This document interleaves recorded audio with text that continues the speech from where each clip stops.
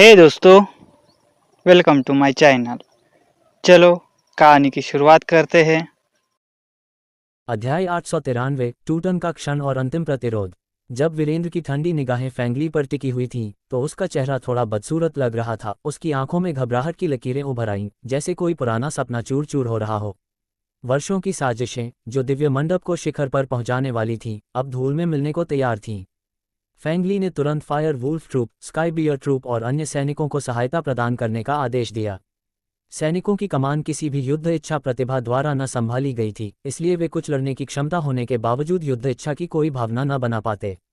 लेकिन उनकी लड़ने की शक्ति अभी भी सीमित थी। वे बस मानव तरंगें मात्र थीं, जो वीरेंद्र की शक्ति के सामने तिनके साबित हो रही थीं। हवा में उनकी चीखें और धातु की टकराहट गूंज रही थी, लेकिन ये सब व्यर्थ लग रहा था। ल्यूली, वीरेंद्र से निपटने के लिए मेरे साथ आओ, फैंगली ने झांताई ल्यूली की ओर देखते हुए कहा। उसकी आवाज़ में एक हताशा की कंपकंपी थी। वह एक आसान प्रतिद्वंद्वी नहीं है, लेकिन फैंगली को यह भी एहसास हो गया था कि वीरेंद्र को उन सैनिकों से रोकना असंभव था जो अपनी युद्ध इच्छा आत्माओं को विकसित ही न कर पाते। इसलिए उसने झांताई ल्यूली को तुरंत देखा। इस समय केवल वही वीरेंद्र से निपटने में सक्षम थी। उनकी दलील का सामना करते हुए झांताई ल्यूली का चेहरा अभी भी पीला था, उसके घावों से खून की बूंदें टपक रही थीं। इस स्थिति में अगर मैं वीरेंद्र के साथ लड़ने के लिए एज ट्रूप को नियंत्रित करती हूँ, उसने कमजोरी से कहा, तो मुझे डर है कि परिणाम अभी भी स्काई प्रोफाउंड डिवीजन जैसा होगा। हम अभी पीछे हट सकते हैं, अन्यथा हमें निश्चित रूप से नुकसान उठाना पड़ेगा। झांताई ल्यूली ने आगे सिफारिश की, लेकिन फैंगली ने गुस्से से गरजते हुए कहा, नहीं। उन्होंने ग्रेट हेवन लॉर्ड डोमेन को ऐसी दयनीय स्थिति में लाने के लिए बहुत प्रयास किए थे, सफलता से एक कदम दूर थे। अगर वह यहाँ ग्रेट हेवन लॉर्ड डोमेन के राजाओं से छुटकारा पा सके, तो यह निसंदेह एक महान पुण्य होता और उसकी स्थिति बहुत बढ़ जाती। इसलिए उनके जैसे शांत व्यक्ति ने भी बिना किसी हिचकिचाहट के झांताई ल्यूली के सुझाव को अस्वीकार कर दिया। उसकी बात सुनकर झांताई ल्यूली तुरंत चुप हो गई। उसकी आंखों की गहराई में अदृश्य उपहास और ठंडक थी, जैसे वह जानती हो कि फैंगली खुद को जाल में फंसा रहा है। उसके मन में एक गुप्त योजना उभरी। क्या वह फैंगली को बलिदान देकर खुद को बचा ले? चूंकि मामला ऐसा है, तो मत जाओ। वीरेंद्र की उदासीन आवाज अचानक पूरे क्षितिज में गूंज उठी। उसकी आंखों की ठंडक फैंगली पर टिक गई, जैसे कोई शिकारी शिकार को निशाना बना रहा हो। फिर वह तेजी से आगे बढ़ गया। धमाका! असीम युद्ध इच्छाशक्ति क्षितिज से होकर गुजरी और एक विशाल शक्ति में बदल गई, जो एक ड्रैगन की तरह गरजती हुई फैंगली की ओर बढ़ी। जहां झांताई ल्यूली इस दृश्य को देखकर बिना किसी हिचकिचाहट के पीछे हट गई, उसी समय एच ट्रूप भी उसके आदेश के तहत बैटलविल के घेरे से बाहर निकल गया। ऐसा लग रहा था कि उसका कोई भी एक्शन लेने का इरादा न था, वह बस दर्शक बनी रही, अपने घावों को सहते हुए। इसे रोको! फैंगली के माथे पर नसें उभर आईं जब वह अन्य सैनिकों की ओर चिल्लाया। उसकी भौंकने की आवाज़ सुनकर सैनिकों में कोलाहल मच गया, लेकिन अंत में फैंगली की स्थिति के कारण उनके पास कोई विकल्प न था। इसलिए कुछ कमांडरों ने तुरंत अपने सैनिकों को आदेश दिया। उन्होंने अपनी युद्ध इच्छाशक्ति का इस्तेमाल किया, जो एक अवरोध के रूप में बनी और रक्षा में बदल गई। धमाका! धमाका! विशाल युद्ध इच्छाशक्ति ने बिना किसी हिचकिचाहट के नीचे गोता लगाया और अवरोध से टकरा गई। उस क्षण में आसपास की जगह में हलचल मच गई और अवरोध तुरंत रह गया, जैसे कागज का पर्दा फट गया हो। वीरेंद्र की नज़र में, जो सैनिक अपनी युद्ध इच्छाशक्ति भी विकसित न कर पाते, वे उसके लिए कोई खतरा न थे। फैंगली वास्तव में उसे रोकने के लिए उन सैनिकों का उपयोग करना चाहता था। कितनी मूर्खता थी! धमाका! युद्ध की इच्छा ने बाधा को घेर लिया और तुरंत फैंगली के सामने प्रकट हो गई। उसका चेहरा पीला पड़ गया, क्योंकि उसने तेजी से असीम आध्यात्मिक ऊर्जा के साथ मोहरे बनाए। उसके चारों ओर एक विशाल प्रकाश आकृति दिखाई दी, एक प्राचीन आर्टिफैक्ट का उपयोग, जो उसके गुप्त हथियार के रूप में जागृत हो गया। यह आकृति उसे अपने भीतर लपेट लेती, जैसे कोई सुरक्षात्मक कोकून। धमाका! जब युद्ध इच्छा की किरण निर्दयतापूर्वक विशाल आदिम तारा प्रकाश आकाशीय पिंड से टकराई, तो बहुत बड़ी ध्वनि उत्पन्न हुई। संप्रभु आकाशीय पिंड कुछ सांसों के समय भी न टिका, इससे पहले कि वह तारों की चमक में तब्दील हो गया। फैंगली की ताकत 5वीं श्रेणी के संप्रभु क्षेत्र में ही थी। आर्टिफैक्ट ने उसे थोड़ा बचा लिया, लेकिन अब हार की कगार पर खड़ा था। उसकी आंखों में आंसू उमड़ आए, पुरानी महत्वाकांक्षाओं का अंत नजदीक था। इसलिए भले ही फैंगली को प्राइमोडियल स्टारलाइट सेलेस्टियल बॉडी द्वारा बढ़ावा मिला हो, वह प्राचीन आर्टिफैक्ट जो उसके रगों में एक क्षणिक चमक भर देता था, फिर भी उसके लिए 6ठी श्रेणी के संप्रभु का सामना करना असंभव था। वर्तमान वीरेंद्र 5 सैनिकों की मदद से 6ठी श्रेणी के संप्रभु के शिखर पर माना जाता था। उसकी शक्ति अब एक अटूट किला जैसी थी, जो सदियों की साधना से गढ़ी गई लग रही थी। इस प्रकार उसने फैंगली का सामना करने की हिम्मत की, लेकिन अंतर स्पष्ट था, एक योद्धा जो चोटी पर खड़ा था और दूसरा जो गहराई में गिर रहा था। आसमान में फैली तारों की चमक के नीचे एक दयनीय आकृति उड़ी। फैंगली का सिलहूट, उसके मुंह से खून बहने लगा। उसके आसपास की आध्यात्मिक ऊर्जा का असीम उतार चढ़ाव भी प्रभावित हो गया, जैसे कोई ज्वार टूट रहा हो। आर्टिफैक्ट की अंतिम चमक ने उसे थोड़ा बचा लिया था, एक नीली आभा जो क्षण भर के लिए वीरेंद्र की किरण को मोड़ देती, लेकिन अब वह टूट चुका था और फैंगली की आंखों में हार की कड़वाहट साफ झलक रही थी। जब वह आकृति रक्त उगलते हुए उड़ गई तो युद्ध इच्छा की किरण फैल गई और कुछ सैनिकों को घेर लिया। योद्धा लगातार रक्त उगलने लगे, क्योंकि उनके लिए अपनी युद्ध इच्छा से वीरेंद्र का विरोध करना असंभव था। यह महज एक हमला था और इससे न केवल फैंगली की हार हुई, बल्कि कुछ सैनिक भी हताहत हो गए। उनकी चीखें हवा में गूंजी, जैसे कोई पुरानी दुश्मनी का बदला लिया जा रहा हो। फैंगली का सिलहूट उड़ गया था और उसका चेहरा बेहद पीला पड़ गया। ऐसा इसलिए क्योंकि उसे आखिरकार अपने और वीरेंद्र के बीच की खाई का एहसास हो गया था, एक खाई जो वर्षों की महत्वाकांक्षाओं को निगल रही थी। अगर वे दोनों सिर्फ अपनी आध्यात्मिक ऊर्जा के आधार पर लड़ते तो वह वीरेंद्र से न डरता, भले ही वीरेंद्र के पास कई साधन हो, लेकिन उसे हराना आसान न होता। लेकिन एक बार जब वीरेंद्र ने युद्ध इच्छा पर नियंत्रण पा लिया तो वे अब एक ही स्तर पर न रहे। इस स्थिति के तहत वीरेंद्र स्काईक्रोक लॉर्ड और बाकी लोगों का सामना भी कर सकता था, जिन्होंने छठी श्रेणी के संप्रभु क्षेत्र में कदम रखा था।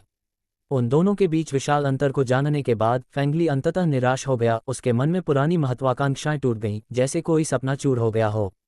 ग्रेट हेवन लॉ डोमेन के राजाओं को निगलने की उसकी महत्वाकांक्षा अब असंभव लग रही थी। लेकिन फिर भी इस बार उनके लिए इस स्थिति से बाहर निकलना थोड़ा मुश्किल होता। फिर भी उसे पहले खुद को बचाना था।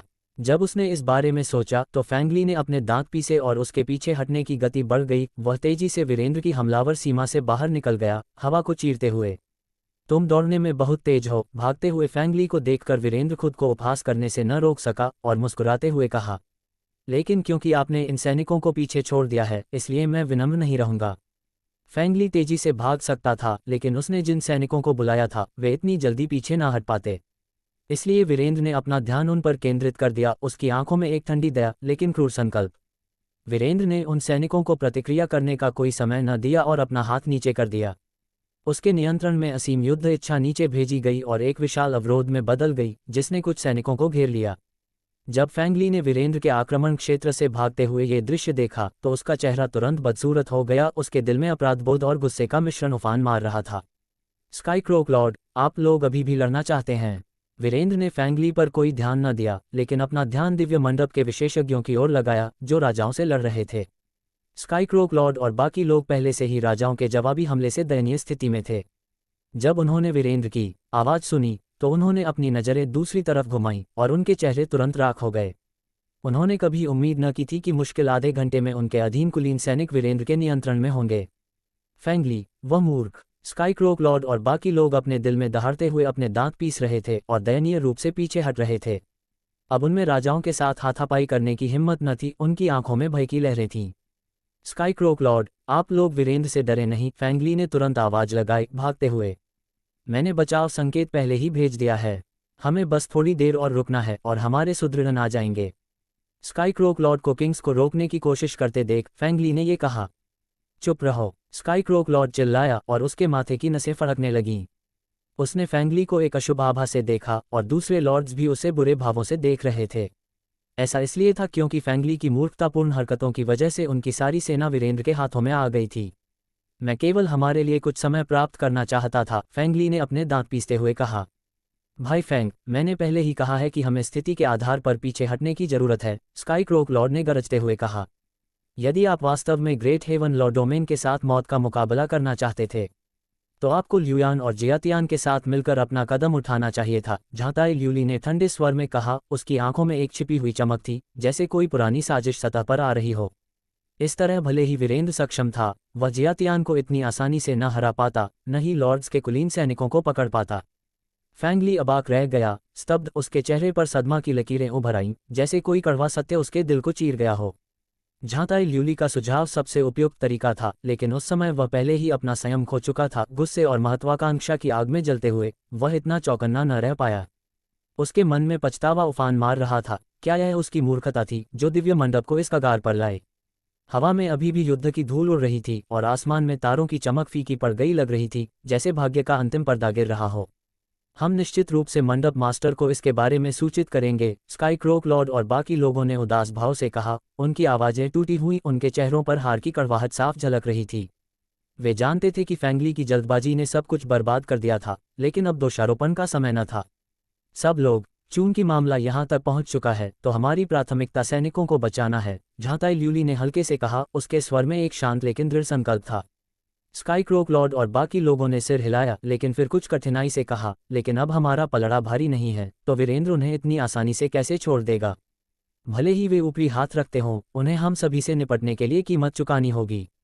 झांताई ल्यूली ने शांति से कहा, वीरेंद्र एक चतुर व्यक्ति है, इसलिए वह स्वाभाविक रूप से उस तरह की कीमत चुकाने को तैयार नहीं होगा।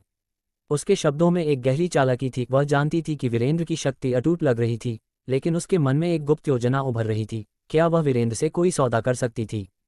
उसके घाव अभी भी दर्द कर रहे थे, लेकिन आंखों में एक नई चमक थी। इसके अलावा अगर वह वास्तव में मौत के मुकाबले में जाना चाहता है तो मैं गंभीर रूप से घायल होने के बावजूद इसके परिणाम भुगतने का जोखिम उठाऊंगी और एज ट्रूप के साथ उससे लड़ूंगी। जहां झांताई ल्यूली ने वीरेंद्र को देखा और उसे आंख मारी, एक क्षणिक रहस्यमयी इशारा जो किसी गुप्त समझौते का संकेत दे रहा था, फिर जल्दी से उसे छुपा लिया। उसकी ठंडी आवाज फिर गूंजी, वीरेंद्र, हमारे सैनिकों को रिहा करने के लिए अपनी मांगे बताओ। वीरेंद्र, जो दूर खड़ा था, ने इस इशारे को पकड़ लिया। उसकी आंखों में एक हल्की चमक उभरी, जैसे कोई पुराना रहस्य साझा हो गया हो। हवा में तनाव और बढ़ गया। स्काईक्रोक लॉर्ड ने फैंगली को एक गुस्से भरी नज़र से देखा, लेकिन झांताई ल्यूली की चाल ने सबको सोचने पर मजबूर कर दिया। क्या ये वार्ता युद्ध का अंत लाएगी या एक नई साजिश की शुरुआत? ये कहानी पूरी तरह से सुनने के लिए चलो अगली कहानी अगले एपिसोड में।